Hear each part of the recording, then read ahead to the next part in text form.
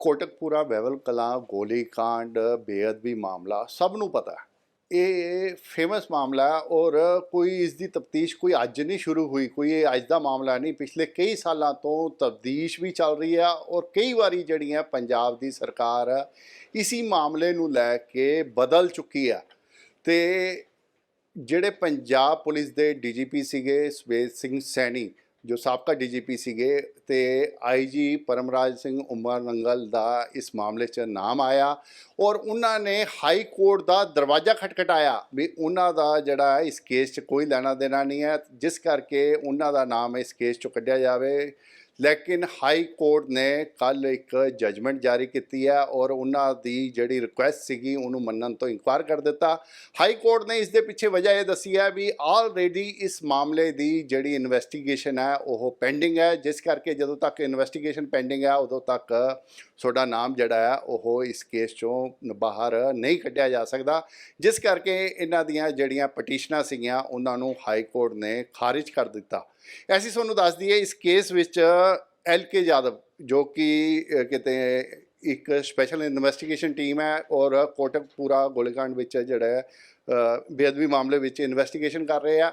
ਇਹ 2021 'ਚ SIT ਬਣੀ ਸੀਗੀ 7 ਮਈ 2021 'ਚ ਔਰ ਹਾਲੇ ਤੱਕ ਉਸ ਦਾ ਕੋਈ ਰਿਜ਼ਲਟ ਨਹੀਂ ਆਇਆ। ਇੱਕ ਹੋਰ ਨਿਹਾਲ ਸਿੰਘ IG ਜਿਹੜੇ ਆ ਉਹਨਾਂ ਦੇ ਤਹਿਤ ਇੱਕ ਸਪੈਸ਼ਲ ਇਨਵੈਸਟੀਗੇਸ਼ਨ ਟੀਮ ਬਣੀ ਸੀਗੀ, ਉਹ ਬਣੀ ਸੀ 15 ਮਈ 2021 ਨੂੰ। ਉਸ ਦਾ ਵੀ ਉਹ ਜਿਹੜੀ ਬਣੀ ਸੀ ਉਹ ਬਹਿਬਲ ਕਲਾਂ ਮਾਮਲੇ 'ਚ ਬਣੀ ਸੀ। ਉਸ ਮਾਮਲੇ ਵਿੱਚ ਵੀ ਹਾਲੇ ਕੋਈ ਰਿਜ਼ਲਟ ਜਿਹੜਾ ਹੈ ਸਾਹਮਣੇ ਨਹੀਂ ਆਇਆ।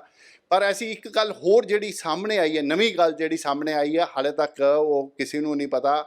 ਇਸ ਮਾਮਲੇ ਵਿੱਚ ਪੰਜਾਬ ਦੇ ਸਾਬਕਾ ਮੁੱਖ ਮੰਤਰੀ ਪ੍ਰਕਾਸ਼ ਸਿੰਘ ਬਾਦਲ ਨੇ ਸੈਕਟਰ 3 ਪੁਲਿਸ ਸਟੇਸ਼ਨ, ਚੰਡੀਗੜ੍ਹ ਦਾ ਸੈਕਟਰ 3 ਪੁਲਿਸ ਸਟੇਸ਼ਨ ਆ, ਉੱਥੇ ਇੱਕ ਕੰਪਲੇਂਟ ਦਿੱਤੀ ਹੈ। ਉਹ ਕੰਪਲੇਂਟ ਕੀ ਹੈ, ਉਸ ਕੰਪਲੇਂਟ 'ਚ ਕੀ ਲਿਖਿਆ ਹੈ, ਕਿਸ ਦੇ ਬਾਰੇ ਹੈ, ਕਿਸ ਦੇ ਅੰਗੇਸਟ ਹੈ, ਇਹ ਸਾਰੀਆਂ ਗੱਲਾਂ ਅਸੀਂ ਅੱਜ ਸਾਡੇ ਨਾਲ ਕਹਿੰਦੇ Punjab and Haryana high court ਦੇ ਐਡਵੋਕੇਟ ਨੇ ਵਿਰਕ ਸਾਹਿਬ, ਪ੍ਰਦੀਪ ਵਿਰਕ ਜੀ, ਉਹਨਾਂ ਨਾਲ ਗੱਲਬਾਤ ਕਰਦੇ ਹਾਂ, ਜਾਣਦੇ ਹਾਂ ਵੀ ਇਹ ਕੰਪਲੇਂਟ ਕੀ ਹੈ। ਇਹ ਇੱਕ ਨਵੀਂ ਗੱਲ ਹੈ ਜਿਹੜੀ ਇਸ ਮਾਮਲੇ 'ਚ ਨਿਕਲ ਕੇ ਆਈ ਹੈ। ਸਰ, ਇਹ ਹਾਲੇ ਤੱਕ ਜਿਹੜੀਆਂ ਗੱਲਾਂ ਚੱਲ ਰਹੀਆਂ ਸੀ ਉਸ 'ਚ ਇੱਕ ਗੱਲ ਨਵੀਂ ਨਿਕਲ ਕੇ ਆਈ ਹੈ ਵੀ ਜਿਹੜੇ ਪੰਜਾਬ ਦੇ ਸਾਬਕਾ ਮੁੱਖ ਮੰਤਰੀ ਸੀ ਪ੍ਰਕਾਸ਼ ਸਿੰਘ ਬਾਦਲ, ਉਹਨਾਂ ਨੇ ਚੰਡੀਗੜ੍ਹ ਪੁਲਿਸ ਦੇ ਸੈਕਟਰ 3 ਥਾਣੇ ਵਿੱਚ ਕੋਈ ਕੰਪਲੇਂਟ ਦਿੱਤੀ ਆ। ਇਹ ਚੰਡੀਗੜ੍ਹ ਪੁਲਿਸ, ਇਹ ਕਿਉਂਕਿ ਇਹ ਪੰਜਾਬ ਦਾ ਮਾਮਲਾ, ਪੰਜਾਬ ਇਨਵੈਸਟੀਗੇਸ਼ਨ ਕਰ ਰਿਹਾ ਹੈ, ਚੰਡੀਗੜ੍ਹ ਪੁਲਿਸ ਇਸ ਮਾਮਲੇ 'ਚ ਕਿੱਦਾਂ ਇਨਵੋਲਵ ਹੋ ਗਈ? ਸਰ, ਇਹ ਮੀਡੀਆ ਦੇ ਵਿੱਚ ਵੀ ਹਾਈਲਾਈਟ ਹੋਇਆ ਸੀ। ਮੈਂ ਥੋੜ੍ਹੀ ਜਿਹੀ ਦੀ ਪਹਿਲਾਂ ਬੈਕਗਰਾਊਂਡ ਕਲੈਰੀਫਾਈ ਕਰਦਾ। ਜਦੋਂ ਪਹਿਲਾਂ ਬੇਅਦਬੀ ਦਾ ਮਾਮਲਾ ਹੋਇਆ, ਉਸ ਮਾਮਲੇ ਦੇ ਵਿੱਚ ਪੁਲਿਸ ਦੀ ਤਫਤੀਸ਼ ਜਿਹੜੀ ਸੀ ਉਹ ਫੇਅਰ ਨਾ ਹੋਣ ਕਰਕੇ ਇਨਸਾਫ ਮੰਗਦੇ ਲੋਕਾਂ ਦੇ ਉੱਤੇ ਫਾਇਰਿੰਗ ਕੀਤੀ ਪੁਲਿਸ ਨੇ। ਉੱਥੇ ਗੋਲੀकांड ਵਾਲਾ ਇਨਸੀਡੈਂਟ ਹੋਇਆ, ਜਿਹਨੂੰ ਇੱਕ ਇਨਸੀਡੈਂਟ ਨੂੰ ਬੇਅਦਬੀ ਕਿਹਾ ਜਾਂਦਾ ਹੈ, ਦੂਜਾ ਗੋਲੀकांड ਕਹਿ ਕੇ ਰੈਫਰ ਕੀਤਾ ਜਾਂਦਾ ਹੈ। ਜਿਹੜਾ ਗੋਲੀकांड ਵਾਲਾ ਇਨਸੀਡੈਂਟ ਹੈ ਉਹਦੇ ਵਿੱਚ ਵੀ ਅੱਗੇ 2 ਇਨਸੀਡੈਂਟਸ ਹੈ, ਇੱਕ ਕੋਟਕਪੂਰਾ, ਦੂਜਾ ਬਹਿਬਲ ਕਲਾਂ। ਸੋ ਹੁਣ ਇੱਥੇ ਕੀ ਸੀਗਾ, ਜਦੋਂ ਮਿਸਟਰ ਕੁੰਵਰ ਵਿਜੇ ਦੀ ਇਨਵੈਸਟੀਗੇਸ਼ਨ ਦੇ ਉੱਤੇ ਆਨਰੇਬਲ ਹਾਈ ਕੋਰਟ ਨੇ ਇੱਕ ਵਾਰੀ ਸਾਰੀ ਕੁਆਸ਼ ਕੀਤੀ ਸੀ 9 ਅਪ੍ਰੈਲ 2021 ਦੀ ਜਜਮੈਂਟ ਦੇ ਤਹਿਤ। ਉਸ ਜਜਮੈਂਟ ਦੇ ਵਿੱਚ ਆਨਰੇਬਲ ਹਾਈ ਕੋਰਟ ਨੇ ਕਿਹਾ ਸੀ ਕਿ SIT ਤਫਤੀਸ਼ ਕਰੂਗੀ, ਸ਼ੁਰੂ ਤੋਂ ਨਵੀਂ SIT ਬਣਾਈ ਜਾਵੇ, ਪ੍ਰੈਫਰੇਬਲੀ 6 ਮਹੀਨਿਆਂ ਦੇ ਵਿੱਚ ਕਰੂਗੀ। ਉਹ ਆਪਣੇ ਤੋਂ ਇਲਾਵਾ ਕਿਸੇ ਹੋਰ ਦੇ ਨਾਲ ਕੁਝ ਵੀ ਡਿਸਕਸ ਨਹੀਂ ਕਰੂਗੀ ਔਰ ਉਹ ਸਾਰੇ ਮੈਂਬਰਸ ਰਿਪੋਰਟ ਸਾਈਨ ਕਰਕੇ ਉਹ ਫਾਈਲ ਕਰਨਗੇ ਕੋਰਟ ਦੇ ਵਿੱਚ, ਕੰਪੀਟੈਂਟ ਕੋਰਟ ਦੀ ਜੂਰਿਸਡਿਕਸ਼ਨ ਜਿਹੜੀ ਹੋਊਗੀ। ਸੋ ਇਹ SIT mister LK Yadav head ਕਰ ਰਹੇ ਸੀ। ਇਹ 7 ਮਈ 2021 ਨੂੰ ਬਣੀ ਸੀ। 15 ਮਈ 2021 ਨੂੰ ਮਿਸਟਰ ਨਿਹਾਲ ਦੀ SIT ਬਣੀ ਬਹਿਬਲ ਕਲਾਂ 'ਤੇ। ਕਿਉਂਕਿ ਕੋਟਕਪੂਰਾ ਵਾਲਾ ਜਿਹੜਾ ਇਨਸੀਡੈਂਟ ਸੀ ਉਹ ਪਹਿਲਾਂ ਹੋਇਆ ਸੀ, ਸੋ ਮਿਸਟਰ ਨਿਹਾਲ ਨੇ ਜਿਹੜਾ ਹੁਣ ਵੀ ਆਨਰੇਬਲ ਹਾਈ ਕੋਰਟ ਦੇ ਵਿੱਚ ਕਿਹਾ ਹੈ, ਉਹਨਾਂ ਨੇ ਇੱਕ ਆਪਣਾ ਐਫੀਡੇਵਿਟ ਦਿੱਤਾ ਹੈ ਜੋ ਐਕਸਪ੍ਰੈਸ ਕੀਤਾ ਵਿਊ ਐਫੀਡੇਵਿਟ ਦੇ ਥਰੂ ਕਿ ਜੀ ਜਦੋਂ ਤੱਕ ਕੋਟਕਪੂਰਾ ਦੀ ਇਨਵੈਸਟੀਗੇਸ਼ਨ ਨਹੀਂ ਹੋ ਸਕਦੀ, ਉਹ ਕਨੈਕਟਡ ਇਨਸੀਡੈਂਟਸ ਹੋਣ ਕਰਕੇ ਮੇਰੀ ਬਹਿਬਲ ਕਲਾਂ ਵਾਲੀ ਇਨਵੈਸਟੀਗੇਸ਼ਨ ਕਨਕਲੂਡ ਅਸੀਂ ਨਹੀਂ ਕਰ ਸਕਦੇ। ਸੋ ਹੁਣ ਕੀ ਸੀ, ਜਦੋਂ ਮਿਸਟਰ LK ਯਾਦਵ ਦੀ SIT ਨੇ ਪਿਛਲੇ ਸਾਲ ਇਨਵੈਸਟੀਗੇਸ਼ਨ ਦੇ ਦੌਰਾਨ ਮਿਸਟਰ ਪ੍ਰਕਾਸ਼ ਸਿੰਘ ਬਾਦਲ ਨੂੰ ਬੁਲਾਇਆ ਜੀ, ਤੇ ਉੱਥੇ ਸਪੈਸ਼ਲ ਪਬਲਿਕ ਪ੍ਰੋਸੀਕਿਊਟਰ ਬੈਠੇ ਹੋਏ ਸੀ। ਉਸ ਜਿਹੜੀ ਮਤਲਬ ਕੁਐਸਚਨਿੰਗ ਦੇ ਦੌਰਾਨ ਸਪੈਸ਼ਲ PP ਬੈਠੇ ਸੀ। ਸੋ ਮਿਸਟਰ ਬਾਦਲ ਨੇ ਇੱਕ ਕੁਐਸਚਨ ਰੇਜ਼ ਕੀਤਾ ਕਿ ਜਦੋਂ ਕੋਰਟ ਨੇ ਕਿਹਾ ਸੀ, ਹਾਈ ਕੋਰਟ ਦੀ ਡਾਇਰੈਕਸ਼ਨ ਸੀ ਕਿ ਸਿਰਫ SIT ਮੈਨੂੰ ਸਵਾਲ ਪੁੱਛੂਗੀ, ਸੋ ਉੱਥੇ ਇੱਕ ਸਪੈਸ਼ਲ PP ਨੇ ਬੈਠ ਕੇ ਮੈਨੂੰ ਕੁਐਸਚਨ ਕਿਵੇਂ ਪੁੱਛਿਆ। ਦੂਜਾ ਉਹਨਾਂ ਦਾ ਇਹ ਕਹਿਣਾ ਸੀ ਕਿ ਉਹ ਸਪੈਸ਼ਲ PP ਨੇ ਆਪਦੇ ਆਪ ਨੂੰ DSP ਕਹਿ ਕੇ ਆਈਡੈਂਟੀਫਾਈ ਕਰਵਾਇਆ। ਸੋ ਇੱਕ ਇੰਪਰਸਨੇਸ਼ਨ ਦਾ ਵੀ ਆਫੈਂਸ ਬਣਦਾ ਹੈ। ਇਸ ਇਸ਼ੂ ਦੇ ਉੱਤੇ ਉਹਨਾਂ ਨੇ ਚੰਡੀਗੜ੍ਹ ਪੁਲਿਸ ਨੂੰ ਕੰਪਲੇਂਟ ਦਿੱਤੀ ਕਿ ਮੈਨੂੰ ਚੰਡੀਗੜ੍ਹ ਬੁਲਾਇਆ ਗਿਆ ਸੀ ਔਰ ਚੰਡੀਗੜ੍ਹ ਉੱਥੇ ਆ ਇਨਸੀਡੈਂਟ ਹੋਇਆ। ਉਹਨਾਂ ਨੇ ਆਪਦੇ ਨਾਂ ਤੇ ਕੰਪਲੇਂਟ ਨਹੀਂ ਦਿੱਤੀ, ਉਹਨਾਂ ਨੇ ਜਿਹੜੀ ਕੰਪਲੇਂਟ ਦਿੱਤੀ ਉਹਨਾਂ ਦੇ ਬਿਹਾਫ ਤੇ ਕਿਸੇ ਬੰਦੇ ਨੇ ਦਿੱਤੀ ਹੈ। ਓਬਵੀਅਸਲੀ ਏਜ ਫੈਕਟਰ ਹੋਣ ਕਰਕੇ ਉਹ ਨਹੀਂ ਸਾਰਾ ਅਟੈਂਡ ਕਰ ਸਕਦੇ ਹੁਣੇ ਪ੍ਰੋਸੀਡਿੰਗ। ਸੋ ਕਿਸੇ ਬੰਦੇ ਨੇ ਉਹਨਾਂ ਦੇ ਬਿਹਾਫ ਤੇ ਫਾਈਲ ਕੀਤੀ ਹੈ ਜਿਹਨੂੰ ਉਹਨਾਂ ਨੇ ਆਥੋਰਾਈਜ਼ ਕੀਤਾ। ਉਹਦੇ ਵਿੱਚ ਆਹੀ ਕਿਹਾ ਗਿਆ ਕਿ ਮੈਨੂੰ ਇੱਕ ਇੰਪਰਸਨੇਟ ਕਰਕੇ ਮੈਨੂੰ ਕੁਐਸਚਨ ਕੀਤਾ ਗਿਆ ਹੈ ਔਰ ਉਹਦੇ ਉੱਤੇ ਚੰਡੀਗੜ੍ਹ ਪੁਲਿਸ ਦੀ ਕੰਪਲੇਂਟ ਤੋਂ ਬਾਅਦ ਉਹਨਾਂ ਨੇ ਡਿਸਟ੍ਰਿਕਟ ਕੋਰਟ ਦੇ ਵਿੱਚ ਵੀ ਇੱਕ ਕੇਸ ਫਾਈਲ ਕੀਤਾ। ਤੁਸੀਂ ਆ ਦੇਖ ਸਕਦੇ ਹੋ, ਈ ਕੋਚ ਦੀ ਸਾਈਟ ਦੇ ਉੱਤੇ ਰਿਸਪੋਂਡੈਂਟ ਦਾ ਨਾਮ ਆ ਰਿਹਾ ਹੈ, ਜਿਹਦੇ ਵਿੱਚ SIT ਦੇ ਮੈਂਬਰਸ ਨੇ ਔਰ SPP ਦਾ ਨਾਮ ਆ ਰਿਹਾ। ਇਹ ਮੀਡੀਆ ਦੇ ਵਿੱਚ ਵੀ ਉਸ ਵੇਲੇ ਬਹੁਤ ਆਇਆ ਸੀ, ਪਰ ਇਹ ਚੀਜ਼ਾਂ ਠੰਡੇ ਬਸਤੇ 'ਚ ਪੈ ਗਈਆਂ। ਉਹ ਹੁਣ ਉਸ ਤੋਂ ਬਾਅਦ ਤੁਸੀਂ ਦੇਖ ਸਕਦੇ ਹੋ ਉਹਨਾਂ ਵੱਲੋਂ ਜਿਹੜਾ ਪਹਿਲਾ ਆਰਡਰ ਹੋਇਆ, ਇਹ ਗੁਰਚਰਨ ਸਿੰਘ ਨਾਂ ਦੇ ਹੈਗੇ ਜਿਨ੍ਹਾਂ ਨੇ ਉਹਨਾਂ ਵੱਲੋਂ ਫਾਈਲ ਕੀਤੀ ਹੈ ਕੰਪਲੇਂਟ। ਔਰ ਹੁਣ ਇਹ ਕੇਸ 19/7/2022 ਲਈ ਪੈਂਡਿੰਗ ਹੈ ਡਿਸਟ੍ਰਿਕਟ ਕੋਰਟ ਦੇ ਵਿੱਚ, ਜਿੱਥੇ ਇਹਨੂੰ ਸ਼ਾਇਦ ਜਾਂ ਕੰਪਲੇਂਟ ਕੇਸ ਟ੍ਰੀਟ ਕੀਤਾ ਜਾਊਗਾ ਜਾਂ ਚੰਡੀਗੜ੍ਹ ਪੁਲਿਸ ਦੀ ਕੀ ਰਿਪੋਰਟ ਹੈ ਉਹਦੇ ਉੱਤੇ ਡਿਪੈਂਡ ਕਰਦਾ। ਮੈਨੂੰ ਉਸ ਚੀਜ਼ ਦਾ ਕੋਈ ਆਈਡੀਆ ਨਹੀਂ, ਕਿਉਂਕਿ ਇਸ ਕੇਸ ਦੇ ਵਿੱਚ ਮੈਂ ਕਿਤੇ ਲਾਇਰ ਨਹੀਂ ਹਾਂ। ਰਹੀ ਗੱਲ ਜਿਹੜਾ ਬਰਗਾੜੀ ਜਾਂ ਬਹਿਬਲ ਕਲਾਂ ਵਾਲੇ ਕੇਸਿਸ ਦੀ, ਅਸੀਂ ਮਤਲਬ ਕੋਟਕਪੂਰਾ ਬਹਿਬਲ ਕਲਾਂ ਦੇ ਕੇਸਿਸ ਦੀ ਅਸੀਂ ਗੱਲ ਕਰੀਏ, ਤੇ ਉਹਦੇ ਵਿੱਚ ਕਿਤੇ ਨਾ ਕਿਤੇ ਇਨਸਾਫ ਅਜੇ ਵੀ ਪਬਲਿਕ ਤੋਂ ਬਹੁਤ ਦੂਰ ਹੈ, ਕਿਉਂਕਿ ਅਜੇ ਇਨਵੈਸਟੀਗੇਸ਼ਨ ਕਨਕਲੂਡ ਨਹੀਂ ਹੋਈ। ਉਸ ਕਰਕੇ ਕੋਰਟ ਨੇ ਵੀ ਫਾਈਨਲ ਡਿਸੀਜਨ ਨਹੀਂ ਦਿੱਤਾ। ਉਸ ਤੋਂ ਇਲਾਵਾ ਜਦੋਂ ਇਨਵੈਸਟੀਗੇਸ਼ਨ ਕਨਕਲੂਡ ਹੋਊਗੀ ਕਿ ਉਹ ਇਨਵੈਸਟੀਗੇਸ਼ਨ ਸਟੈਂਡ ਕਰਦੀ ਹੈ ਕਿ ਨਹੀਂ, ਕਿਉਂਕਿ ਮੈਂ ਐਜ਼ ਅ ਲਾਇਰ ਫੀਲ ਕਰਦਾ ਕਿ ਜਿਹੜਾ ਪੁਆਇੰਟ ਰੇਜ਼ ਕੀਤਾ ਗਿਆ ਪਹਿਲਾਂ ਉਹ ਪੁਆਇੰਟ ਡਿਟਰਮਿਨ ਹੋਊਗਾ ਕਿ ਕੀ ਇਨਵੈਸਟੀਗੇਸ਼ਨ ਦੇ ਵਿੱਚ ਕਿਸੇ ਨੇ ਬਾਹਰੋਂ ਬੈਠ ਕੇ ਇਨਫਲੂਐਂਸ ਕੀਤਾ ਹੈ, SPP ਨੇ ਰੋਲ ਪਲੇ ਕੀਤਾ ਹੈ, so that means investigation SPP ਵੱਲੋਂ ਕਰਵਾਉਣ ਦੇ ਵਿੱਚ ਕੋਈ ਰੋਲ ਪਲੇ ਹੋਇਆ। ਉਹ ਚੀਜ਼ਾਂ ਦੇ ਉੱਤੇ ਕਈ ਸਵਾਲ ਖੜੇ ਹੋਣਗੇ। ਸੋ ਮੈਨੂੰ ਜੋ ਲੱਗਦਾ ਲੀਗਲੀ ਅਜੇ ਕਾਫੀ ਮੰਜ਼ਿਲ ਦੂਰ ਹੈ। ਸਰ, ਜਿਹੜਾ ਕੱਲ ਹਾਈ ਕੋਰਟ ਦਾ ਜਿਹੜਾ ਡਿਸੀਜਨ ਆਇਆ, ਜਿਹੜੀਆਂ ਪਟੀਸ਼ਨਾਂ ਹਾਈ ਕੋਰਟ ਨੇ ਖਾਰਿਜ ਕਰ ਦਿੱਤੀਆਂ, ਇਹਨੂੰ ਤੁਸੀਂ ਕਿਸ ਤਰ੍ਹਾਂ ਦੇਖਦੇ ਹੋ? ਇਹਨੂੰ ਜਦ ਟੈਕਨੀਕਲੀ ਸਮਝਾਉਣਾ ਹੋਵੇ ਤਾਂ ਆਪਾਂ ਕੀ ਸਮਝੀਏ? ਇਹਦੇ 'ਚ ਜੀ ਬੜੀ ਸਿੰਪਲ ਜੀ ਗੱਲ ਹੈ, ਜਦੋਂ ਇਨਵੈਸਟੀਗੇਸ਼ਨ ਪੈਂਡਿੰਗ ਹੁੰਦੀ ਹੈ ਤੇ ਹਾਈ ਕੋਰਟਸ ਜਨਰਲੀ ਖਾਰਿਜ ਨਹੀਂ ਕਰਦੀਆਂ, ਬਿਕੋਜ਼ ਉਹ ਕਹਿੰਦੇ ਕੁਛ ਨਾ ਕੁਛ ਐਵੀਡੈਂਸ ਤਾਂ ਆਇਆ ਹੈ ਨਾ, ਔਰ ਅਜੇ ਤਫਤੀਸ਼ ਹੋ ਰਹੀ ਹੈ, ਹੋ ਸਕਦਾ ਬਹੁਤ ਐਵੀਡੈਂਸ ਇਗਨੋਰ ਹੋਇਆ ਹੋਵੇ ਜਿਹੜਾ ਹੋਣਾ ਅਜੇ।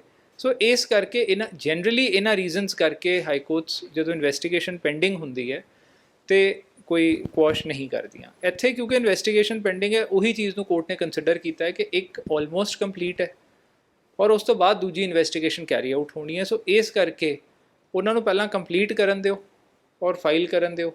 ਉਹ ਰੈਮੇਡੀਜ਼ ਜਿਹੜੀਆਂ ਹੈਗੀਆਂ ਐਜ਼ ਪਰ ਲਾਅ ਇਹ ਅਵੇਲ ਕਰਨਗੇ ਡਿਸਟ੍ਰਿਕਟ ਕੋਰਟ ਦੇ ਵਿੱਚ ਚਾਰਜ ਦੇ ਉੱਤੇ ਬਹਿਸ ਕਰਕੇ। ਇੰਨੀ ਡਾਇਰੈਕਸ਼ਨ ਹੈ ਕਿ ਸੇਮ ਡੇ ਸਾਰਿਆਂ ਨੂੰ ਇਕੱਠਿਆਂ ਟੇਕਅਪ ਕੀਤਾ ਜਾਵੇ ਔਰ ਸੇਮ ਡੇ ਸੁਣਿਆ ਜਾਵੇ। ਤੇ ਹਾਈ ਕੋਰਟ 'ਚ ਸਰ ਕੌਣ ਗਿਆ ਸੀ? ਜਿੱਦਾਂ ਸਮੇਤ ਸਿੰਘ ਸੈਣੀ ਸਾਹਿਬ ਗਏ ਸੀਗੇ, ਪਰਮਰਾਜ ਉਮਰ ਨੰਗਲ ਗਏ ਸੀ, ਹੋਰ ਵੀ ਬੰਦੇ ਗਏ ਸੀਗੇ? ਇਹਦੇ 'ਚ ਇੱਕ ਗੁਰਦੀਪ ਹੈਗੇ ਐਂਡ ਸੁਹੇਲ ਸਿੰਘ ਬਰਾੜ, ਚਾਰ ਜਣੇ ਗਏ ਸੀਗੇ। ਚਾਰਾਂ ਨੇ ਸਰ ਅਲੱਗ-ਅਲੱਗ ਪਟੀਸ਼ਨ ਦਾਇਰ ਕੀਤੇ ਸੀ? ਪਟੀਸ਼ਨ ਸਰ ਤੁਸੀਂ ਦੇਖ ਸਕਦੇ ਹੋ, ਚਾਰਾਂ ਦੀ ਅੱਡ-ਅੱਡ ਪਟੀਸ਼ਨ ਸੀ, ਇਕੱਠੀਆਂ ਸੁਣੀਆਂ ਗਈਆਂ, ਇੱਕ ਕਾਮਨ ਆਰਡਰ ਹੈ। ਕਾਮਨ ਆਰਡਰ ਹੈ। ਤੇ ਹੁਣ ਆਪਾਂ ਕਹਿ ਸਕਦੇ ਹਾਂ ਸਰ ਵੀ ਜਿਹੜੀ ਇਨਵੈਸਟੀਗੇਸ਼ਨ ਹੈ, ਜਿਹਨੂੰ ਰੋਕਣ ਦੀ ਕੋਸ਼ਿਸ਼ ਕੀਤੀ ਜਾ ਰਹੀ ਹੈ, ਕਦੀ ਕਿਸੇ ਤਰੀਕੇ ਨਾਲ ਕਦੀ ਕਿਸੇ ਤਰੀਕੇ ਨਾਲ ਟਾਈਮ ਪਾਸ ਹੋ ਰਿਹਾ। ਤੁਸੀਂ ਦੇਖੋ ਕਾਂਗਰਸ ਸਰਕਾਰ ਵੀ 2017 'ਚ ਇਸੀ ਮਾਮਲੇ ਨੂੰ ਲੈ ਕੇ ਬਣੀ ਸੀਗੀ। ਉਸ ਤੋਂ ਬਾਅਦ ਹੁਣ ਆਮ ਆਦਮੀ ਪਾਰਟੀ ਦੀ ਸਰਕਾਰ ਵੀ ਇਸੀ ਮਾਮਲੇ ਨੂੰ ਲੈ ਕੇ ਬਣੀ ਸੀ, ਪਰ ਹਾਲੇ ਕੋਈ ਜਿਹੜਾ ਨਜ਼ਰ ਨਹੀਂ ਆ ਰਿਹਾ। ਪਰ ਹਾਈ ਕੋਰਟ ਦੇ ਆਰਡਰ ਤੋਂ ਬਾਅਦ ਤੁਹਾਨੂੰ ਲੱਗਦਾ ਵੀ ਸ਼ਾਇਦ ਇਸ ਮਾਮਲੇ 'ਚ ਹੁਣ ਇਹ ਸਿਰੇ ਚੜ੍ਹ ਜਾਏਗਾ? 2015 ਤੋਂ ਹੁਣ ਤੱਕ 7 ਸਾਲ ਬੀਤ ਗਏ, ਮੈਨੂੰ ਅਜੇ ਵੀ ਇਨਵੈਸਟੀਗੇਸ਼ਨ ਕਿਤੇ ਕਨਕਲੂਡ ਹੁੰਦੀ ਲੱਗ ਨਹੀਂ ਰਹੀ। ਦੂਜੀ ਗੱਲ, ਜਦੋਂ ਇਨਵੈਸਟੀਗੇਸ਼ਨ ਦੇ ਵਿੱਚ ਇਹੋ ਜਿਹੇ ਲੈਕਿਊਨਾ ਛੱਡੇ ਜਾਂਦੇ, ਇਹੋ ਜਿਹੇ ਕੁਝ ਕੜੀਆਂ ਛੱਡੀਆਂ ਜਾਂਦੀਆਂ, ਜਿਵੇਂ ਕਿ ਮਤਲਬ ਦੱਸੋ ਕੰਪਲੇਂਟ ਦੇ ਉੱਤੇ, ਹੁਣ ਕਾਇਦੇ ਨਾਲ ਜੇ ਇਨਵੈਸਟੀਗੇਸ਼ਨ ਦੇ ਵਿੱਚ ਕੋਈ ਕਮੀ ਹੈ ਤਾਂ ਐਕਿਊਜ਼ ਕੋਲ ਇੱਕੋ ਹੀ ਰਾਹ ਹੁੰਦਾ ਕਿ ਟਾਈਮਲੀ ਕੋਰਟ ਚਲਿਆ ਜਾਵੇ ਕਿ ਇਨਵੈਸਟੀਗੇਸ਼ਨ ਦੇ ਵਿੱਚ ਜਾਂ ਤਾਂ ਉਸੇ ਵੇਲੇ ਇਨਵੈਸਟੀਗੇਸ਼ਨ ਟੀਮ ਕੋਲ ਠੀਕ ਹੈ ਜੀ ਅਸੀਂ ਗਲਤੀ ਕਰਤੀ, ਅਸੀਂ ਰੈਕਟੀਫਾਈ ਕਰਦੇ ਹਾਂ, ਅਸੀਂ ਦੁਬਾਰਾ ਬੈਠ ਇਸ ਤਰੀਕਾ ਇਹ ਹੁੰਦਾ। ਇੱਕ ਹੈ ਉਹਨੂੰ ਜਸਟੀਫਾਈ ਕਰ, ਕਿਉਂਕਿ ਜਿਹੜਾ ਐਕਿਊਜ਼ ਹੈ ਜੋ ਪ੍ਰੋਸੀਡਿੰਗ ਦੇ ਵਿੱਚ ਪਾਰਟ ਲੈ ਲੈਂਦਾ ਕੱਲ੍ਹ ਸੋ ਕੱਲ੍ਹ ਨੂੰ ਉਹਦੇ ਖਿਲਾਫ ਐਡਵਰਸ ਇਨਫਲੂਐਂਸ ਵੀ ਹੋ ਸਕਦੀ ਹੈ। ਸੋ ਇਸ ਕੇਸ ਦੇ ਵਿੱਚ ਤਾਂ ਆਲਰੇਡੀ ਉਹ FIR ਮੰਗ ਰਹੇ ਆਫਿਸਰਸ ਦੇ ਉੱਤੇ, SIT ਮੈਂਬਰਸ ਦੇ ਉੱਤੇ। ਸੋ ਇਸ ਕਰਕੇ ਇਹ ਲਿਟੀਗੇਸ਼ਨ ਦੇ ਉੱਤੇ ਜਿਹੜੀ ਕਾਊਂਟਰ ਲਿਟੀਗੇਸ਼ਨ ਸ਼ੁਰੂ ਹੋਈ ਹੈ ਉਹ ਕਿਤੇ ਛੇਤੀ ਖਤਮ ਨਹੀਂ ਹੋਣ ਵਾਲੀ, ਬਿਕੋਜ਼ ਇਹੋ ਜਿਹੇ ਲੈਕਿਊਨਾ ਇੱਕ ਪਾਸੇ ਚੀਫ ਮਿਨਿਸਟਰ ਨੇ, ਫਾਰਮਰ ਚੀਫ ਮਿਨਿਸਟਰ, ਦੂਜੇ ਪਾਸੇ ਸੀਨੀਅਰ ਆਈਪੀਐਸ ਆਫੀਸਰਸ ਨੇ।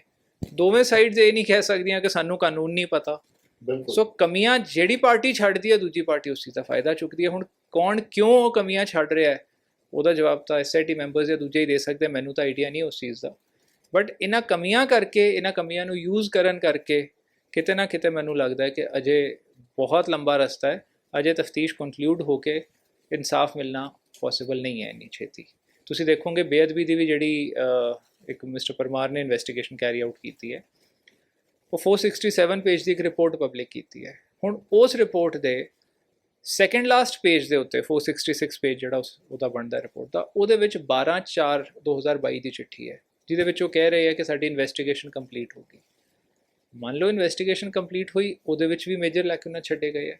ਸੋ ਹਰ ਜਗ੍ਹਾ ਇਹੋ ਜਿਹੀਆਂ ਲੂਪਹੋਲਸ ਜਿਹੜੀਆਂ ਹੈਗੀਆਂ, ਉਹ ਕਿਤੇ ਨਾ ਕਿਤੇ ਇਨਸਾਫ ਦਿਵਾਉਣ ਦੀ ਜਗ੍ਹਾ ਚੀਜ਼ਾਂ ਨੂੰ ਲੰਬੇ ਰਸਤੇ ਪਾ ਦਿੰਦੀ ਹੈ। Thank you sir. Thank you. ਇਹ ਸੀਗੇ ਐਡਵੋਕੇਟ ਪ੍ਰਦੀਪ ਵਿਰਕ ਜੀ, ਜਿਨ੍ਹਾਂ ਦਾ ਕਹਿਣਾ ਹੈ ਵੀ ਜਿਹੜੀ ਬਾਦਲ ਸਾਹਿਬ ਦੀ ਜਿਹੜੀ ਕੰਪਲੇਂਟ ਹੈਗੀ ਆ, ਉਹ ਇੱਕ ਤਰ੍ਹਾਂ ਦੀ ਮਤਲਬ ਕਿ ਜਿਹੜੀ ਕੋਟਕਪੂਰਾ ਬਹਿਬਲ ਕਲਾਂ ਗੋਲੀकांड ਦੀ ਜਿਹੜੀ ਇਨਵੈਸਟੀਗੇਸ਼ਨ ਆ, ਉਹਨੂੰ ਕਿਤੇ ਨਾ ਕਿਤੇ ਉਹ ਪ੍ਰਭਾਵਿਤ ਕਰੇਗੀ। ਕਿਉਂਕਿ ਜਿਸ ਟਾਈਮ ਸਪੈਸ਼ਲ ਇਨਵੈਸਟੀਗੇਸ਼ਨ ਟੀਮ ਨੇ ਜਿਸ ਟਾਈਮ ਬਾਦਲ ਸਾਹਿਬ ਨੂੰ ਪੁੱਛਗਿੱਛ ਲਈ ਬੁਲਾਇਆ, ਉਹਨਾਂ ਤੇ ਪੁੱਛਗਿੱਛ ਕੀਤੀ, ਉਸ ਟਾਈਮ ਇੱਕ ਸਰਕਾਰੀ ਵਕੀਲ ਉੱਥੇ ਬੈਠਾ ਸੀਗਾ, ਜਿਸ ਦੇ ਉੱਤੇ ਬਾਦਲ ਸਾਹਿਬ ਨੇ ਇਤਰਾਜ਼ ਜ਼ਾਹਿਰ ਕੀਤਾ, ਉਸ ਦੀ ਚੰਡੀਗੜ੍ਹ ਪੁਲਿਸ 'ਚ ਕੰਪਲੇਂਟ ਕੀਤੀ। ਇੰਨਾ ਹੀ ਨਹੀਂ ਸਿਰਫ ਕੰਪਲੇਂਟ ਕੀਤੀ, ਬਲਕਿ district court, Chandigarh district court ਵਿੱਚ ਅਫਸਰਾਂ ਦੇ ਖਿਲਾਫ, ਜਿਹੜੇ ਸਪੈਸ਼ਲ ਇਨਵੈਸਟੀਗੇਸ਼ਨ ਟੀਮ ਦੇ ਅਫਸਰ ਆ, ਉਹਨਾਂ ਦੇ ਖਿਲਾਫ ਇੱਕ ਐਪਲੀਕੇਸ਼ਨ ਵੀ ਫਾਈਲ ਕਰ ਦਿੱਤੀ ਆ। ਔਰ ਉਹਨਾਂ ਨੇ ਡਿਮਾਂਡ ਕੀਤੀ ਹੈ ਕਿ ਇਸ ਮਾਮਲੇ ਵਿੱਚ ਇਹਨਾਂ ਅਫਸਰਾਂ ਦੇ ਖਿਲਾਫ FIR ਦਰਜ ਕੀਤੀ ਜਾਵੇ। ਹੁਣ ਦੇਖਣਾ ਇਹ ਹੈ ਵੀ ਬਾਦਲ ਸਾਹਿਬ ਦੀ ਕੰਪਲੇਂਟ ਤੇ ਕੀ ਐਕਸ਼ਨ ਲੈਂਦਾ ਕੋਰਟ, ਕੀ ਡਾਇਰੈਕਸ਼ਨ ਦਿੰਦੀ ਆ, ਔਰ ਚੰਡੀਗੜ੍ਹ ਪੁਲਿਸ ਕੀ ਐਕਸ਼ਨ ਲੈਂਦੀ ਆ। ਕਿਉਂਕਿ ਇੱਕ ਪਾਸੇ ਪ੍ਰਕਾਸ਼ ਸਿੰਘ ਬਾਦਲ ਹੈ ਜੋ ਕਿ ਫਾਰਮਰ ਚੀਫ ਮਿਨਿਸਟਰ ਹੈ, ਦੂਜੇ ਪਾਸੇ ਪੰਜਾਬ ਪੁਲਿਸ ਦੇ IPS ਅਧਿਕਾਰੀ ਆ।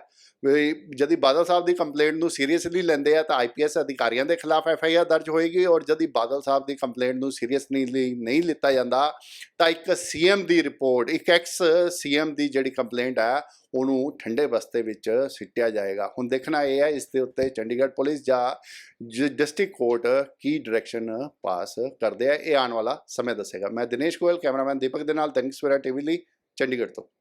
मियां मुराद अली जी खुदा दे घर देर है अंधेर नहीं, हर समस्या दा समाधान। समस्या जिवें लव मैरिज, वशीकरण, किता कराया, लॉटरी नंबर होवे या लोटो मैक्स 649।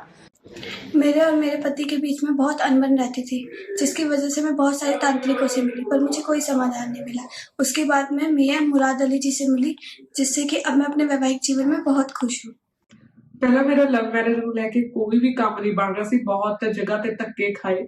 ਫਿਰ ਬਾਅਦ ਵਿੱਚ ਮੈਨੂੰ ਕਿਸੇ ਨੇ ਮੀਆਂ ਮੁਰਾਦ ਜੀ ਅਲੀ ਬਾਰੇ ਦੱਸਿਆ ਤੇ ਅੱਜ ਦੇਖੋ ਮੈਂ ਆਪਣੇ ਵਿਵਾਹਿਕ ਜੀਵਨ ਦੇ ਵਿੱਚ ਬਹੁਤ ਖੁਸ਼ ਹਾਂ।